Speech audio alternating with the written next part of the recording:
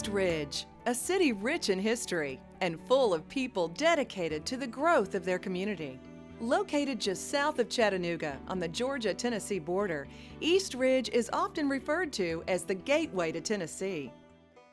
Prior to the 1920s, the area was rural farmland with dirt roads, a far cry from the bustling strip malls and developed suburban neighborhoods of today. Ringo Road was a dirt road. It was named Penny Road because back in the early 1900s, East Ridge was poor folks lived down here. At that time, they called it was just east of the ridge. In 1921, the town was granted a charter by the state of Tennessee and began applying for modern technologies. Electricity was brought to the area by Chattanooga Railway and Light Company in 1922, and later that year, telephone lines were being strung across the town. We had our first telephone, and after we had it installed, we were all sitting around waiting for it to ring. There was 8 in our family, including Mother and Daddy. And so it was an exciting thing when it did ring. A few years later, the area also had working water lines. In April of 1921, the town held its first election, and S.M. Hudlow was the first official mayor elected in East Ridge. Citizens decided that the new town needed a town hall. So in February of 1924, the Lumenick family deeded an area of land on the corner of Marlborough Avenue and Ringgold Road for that very purpose. The building was finished soon after.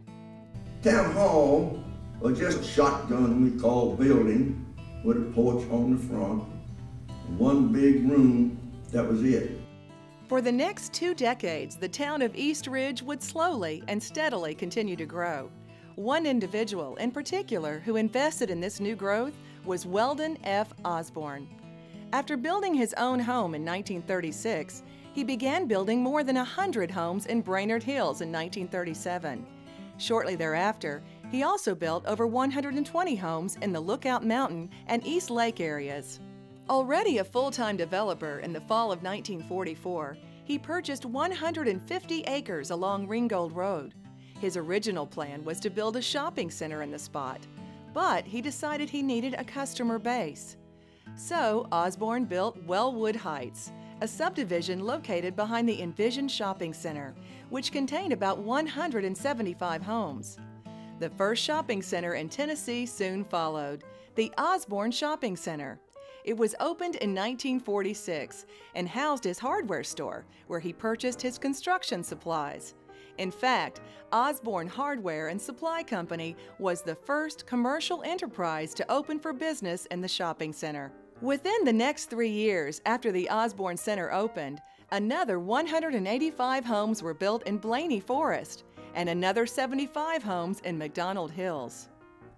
The timing was perfect because in 1947, after World War II ended, veterans flooded into East Ridge in large numbers looking for homes, and the town grew an incredible 228%, the largest percentage in the city's history. All of this initial economic development opened the door of opportunity for many in East Ridge. As more people moved in, more homes were built, and more people moved out of Chattanooga and out of Hamilton County into East Ridge. It was classified as a garbage spot. A permanent business fixture in East Ridge is the Kingwood Pharmacy, which was first opened by Tracy Parker. On top of all these other new businesses, the Osborne Shopping Center also continued to expand until it contained 54 stores by the early 1950s. In 1952, the Cascades Motel was finished by Osborne, which was Chattanooga's first air-conditioned motel. The Tick-Tock restaurant followed in 1953, and the Wimberley Inn in 1958. After the passing of Weldon F. Osborne in 1972, a foundation formed in his name continued his ongoing legacy of community improvement. Mr. Osborne, nice man. He did a lot for East Ridge. And his foundation did a lot for charity now too. East Ridge reached its peak population of 24,000 between 1953 and 1970.